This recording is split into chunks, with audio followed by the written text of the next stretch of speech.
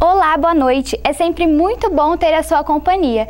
Na edição de hoje vamos tratar sobre violência sexual. Segundo uma pesquisa realizada pela revista Época, a cada 11 minutos uma mulher é abusada sexualmente no Brasil. E não para por aí. O nosso país é o 5º no ranking dos países que mais matam mulheres no mundo.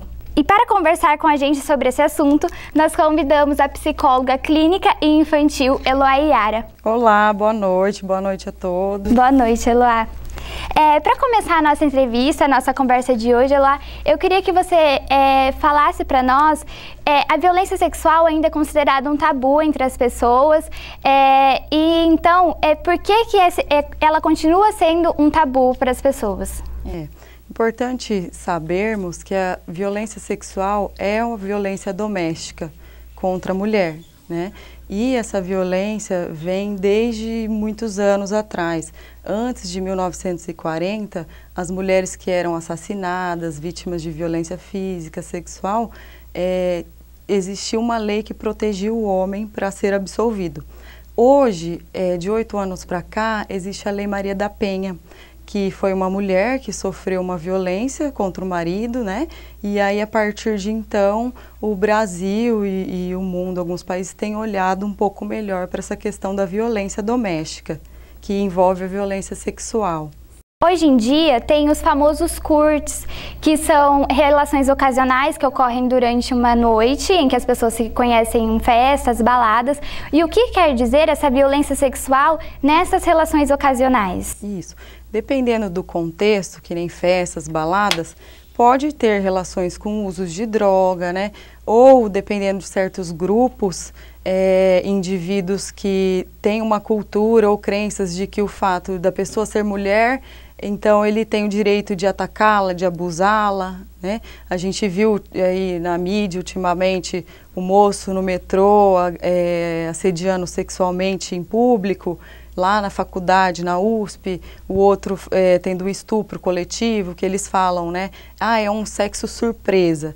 E, na verdade, é uma violência doméstica. Sim. Como você disse nessa resposta, que os homens, eles sempre acham que são melhores, né, que as mulheres. E, mesmo assim, nós sabemos que os homens, eles também são abusados sexualmente, principalmente os menores de 18 anos, mas que as mulheres sempre são mais vítimas do que eles na nossa atualidade. Então, devido à cultura. Sim, né? Isso é o problema cultural, então? Isso também, o cultural, da sociedade, porque assim, antigamente as mulheres tinham um salário menor, né? A mulher era vista como tem que ficar em casa cozinhando enquanto o marido trabalha, tem que aceitar as amantes do homem, e isso vem mudando com a nossa luta.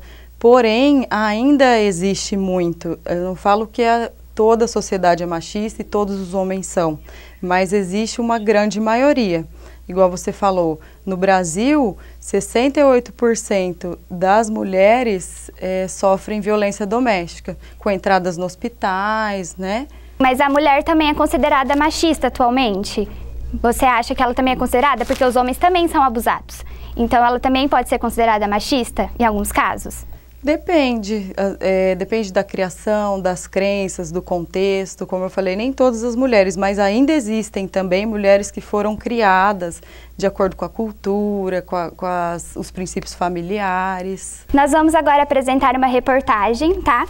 Para saber qual é o limite entre a paquera e o assédio e a partir de qual momento começa a ser violência sexual. Nós falamos com o advogado criminalista que nos esclareceu essas dúvidas.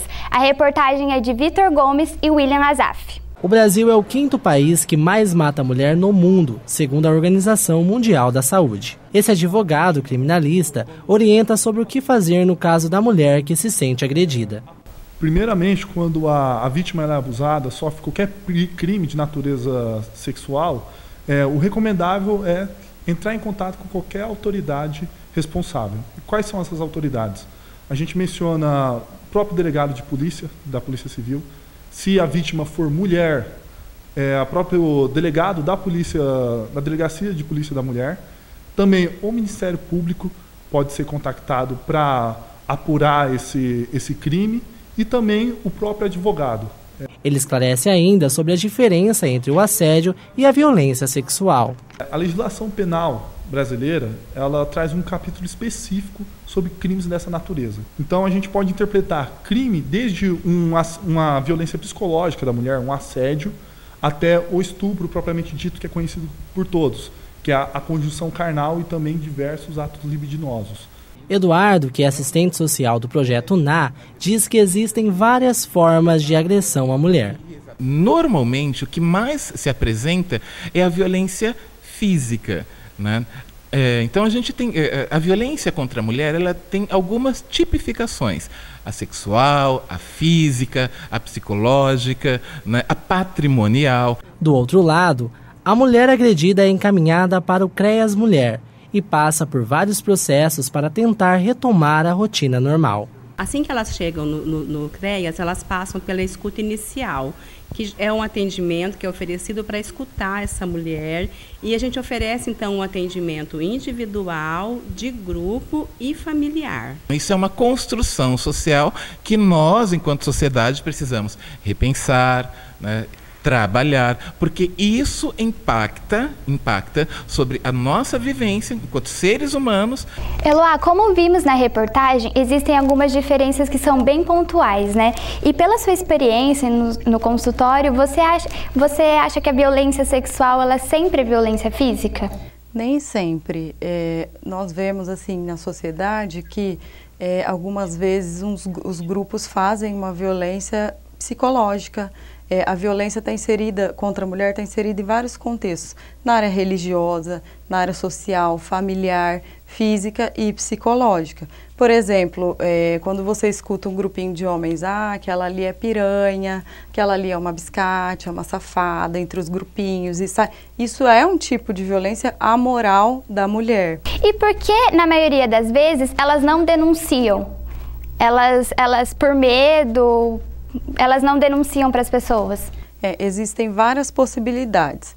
Primeiro, para denunciarem, tem a questão cultural de se a pessoa é ignorante ou não, se ela vai ter alguma consequência com essa denúncia, quais os ganhos que ela tem com esse marido, com esse noivo, namorado, para aceitar essa situação, se tem uma família que vá acolher. Existem várias explicações aí de que a mulher aceita, né? E não denuncia. E não rompe com o silêncio.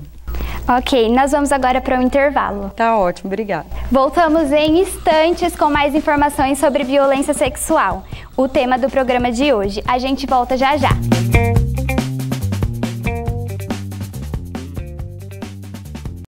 A Folha Ruf comprovou a qualidade e agora o Guia do Estudante afirma: a UNOeste é a melhor universidade particular do Brasil na área de ciências biológicas e da terra. Isso é o resultado de constantes investimentos em pesquisas, corpo docente, infraestrutura completa, centro zootécnico, fazenda experimental e hospital veterinário. Escolha melhor e inscreva-se já. www.unoeste.br. UNOeste, o conhecimento te transforma.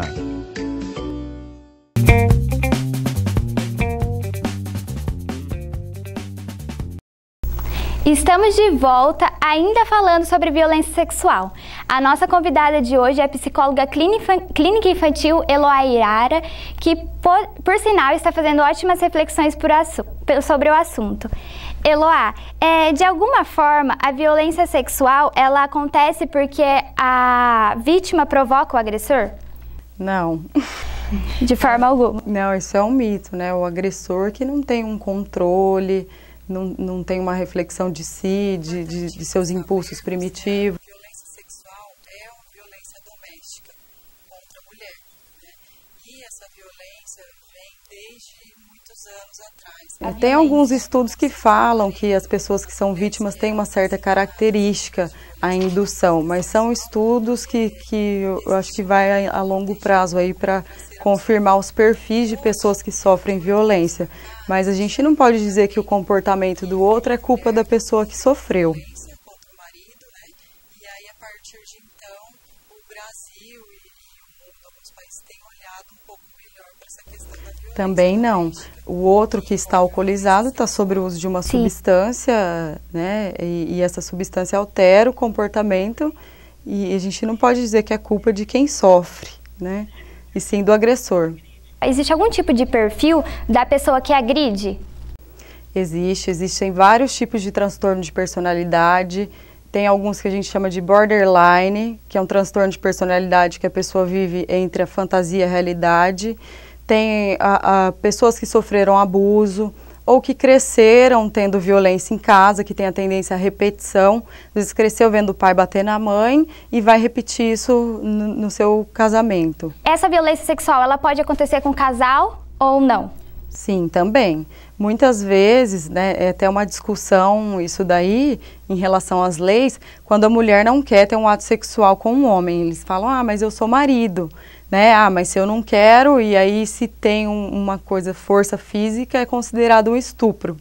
E voltando para o assunto do álcool, quando eu, estudando sobre o assunto, eu vi que quando o agressor está alcoolizado, é só um agravante. Então, o perfil dele já tem que ser, já é de um agressor. E o álcool, ele só aumenta, porque falam que é um agravante, porque o agressor, ele já tem o perfil, então ele não pode falar que isso aconteceu porque ele estava alcoolizado. Isso é uma realidade? Depende, porque assim, o álcool, as pessoas que têm problema com álcool, geralmente têm sintomas e comportamentos.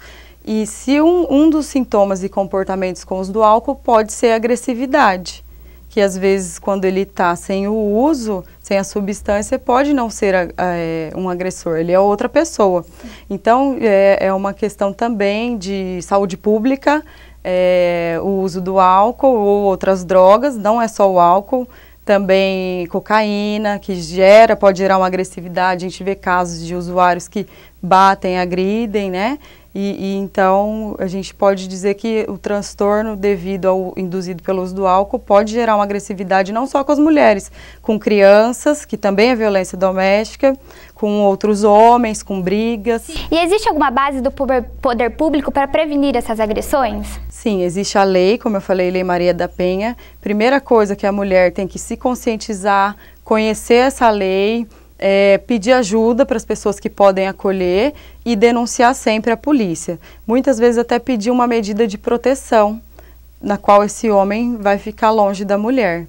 E quando uma pessoa é abusada ainda na infância, quais são os tratamentos psicológicos para que ela não vire um agressor futuramente? Existe aí também os setores públicos, como foi passado o CREAS, né? Conselho tutelar, que é a primeira coisa, quem souber ou quem fazer uma denúncia para averiguar essa questão e aí então intervir numa socialização no sentido de ajudar esse agressor e principalmente a vítima. Em alguns casos até distanciar a vítima do agressor. E como que funciona esses tratamentos? É feito em grupos, é individual?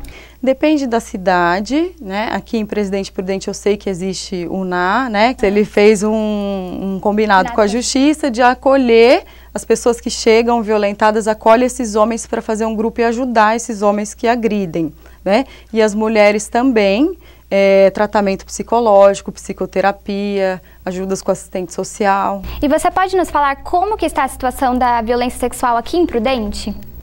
Aqui em Prudente eu não conheço os dados estatísticos, mas eu sei que no Brasil como um todo, aqui é o país de 7º lugar do mundo que sofre tanto violência física, psicológica e violência sexual. Sim. E no seu consultório é frequente aparecer casos de violência sexual? Não muito frequente. Quando aparece, a gente trabalha para que essa mulher enfrente e que ela tenha consciência em como sair desse relacionamento doente. E é muito difícil. As que não aderem continuam nesse relacionamento por uma crença de que o marido pode mudar, de que as coisas podem voltar ao normal e fica numa relação doente. Sim. Mas chega assim até o consultório, ou encaminhado pelos conselhos da cidade ou em busca da própria pessoa. E quanto tempo mais ou menos demora o tratamento dessas pessoas que foram agredidas? Depende da subjetividade. Se a pessoa tem uma disponibilidade interna, de imediato a pessoa já consegue desenvolver por um lado saudável. Se a pessoa não tem, ela foi indicada pelo médico, pelo delegado ou pelos conselhos, é mais difícil. Muitas vezes elas fazem a denúncia, se arrependem, tiram essa denúncia, que é bem complicado. E no caso de crianças e adolescentes, que atitudes os pais devem tomar quando elas falam que foram agredidas, quando contam? Crianças? Isso, crianças e adolescentes. Isso, buscar o conselho tutelar, né? E através do conselho ir até mesmo a delegacia da mulher, da vara da infância e pedir uma proteção para essa criança. E como que o pai percebe isso? A criança muda o comportamento ou os pais que devem prestar mais atenção? Sim, as crianças que sofrem abuso, algumas podem apresentar encoprese, que é problemas intestinais, ficam mais agressivas, diminui o rendimento escolar e acadêmico, isolamento, depressão, ansiedade. Então a criança de repente começa a apresentar uns comportamentos não muito comuns. Aí tem que ficar de olho, investigar e avaliar para ver o que está acontecendo. E quando não são os pais, por exemplo, professores na escola que percebem essa mudança, como eles devem reagir? Aí chamar a família, conversar com a família, orientar, ó, eu tenho percebido que o seu filho está diferente, procura um profissional para avaliar, para ver o que está acontecendo. Porque é complicado também fazer uma acusação sem ter as provas. Sim. E isso é uma coisa que acontece muito, né? Porque tem muitas pessoas de má fé que usam da lei para fazer denunciações caluniosas. Ah, eu quero ferrar com a vida do meu ex, eu vou falar que ele me abusa, que ele me violenta. Então, hoje em dia, tudo tem que ter uma prova. Sim. E que tipos de tratamentos psicológicos são aplicados tanto para a vítima e para o agressor? Inclusão, né, acolhimento, muito acolhimento, escuta, psicoterapia, que a psicoterapia vai trabalhar com as emoções para que a pessoa consiga mudar os comportamentos. Existem casos de reincidências de quem agrediu? A gente não pode falar, fez um tratamento, se curou. Muitas vezes se estabilizou, mas aquele indivíduo agressor ele pode voltar a agredir novamente. Se não numa relação, na outra e na outra. A gente pode garantir que existe uma cura? Existe a questão da disponibilidade interna para a mudança. Muitos, eu vou ter uma consequência, eu vou ser preso se eu não parar de agredir. Aí a pessoa muda, mas falar que dali a 10 anos, 5 anos, a pessoa nunca mais vai agredir, a gente não tem garantia disso. Sim. Com ninguém. Infelizmente a gente não tem mais tempo, tá? Tá bom, obrigada a vocês, boa noite. A gente fica por aqui. Obrigada pela sua audiência. A gente se encontra no próximo XY. Até logo!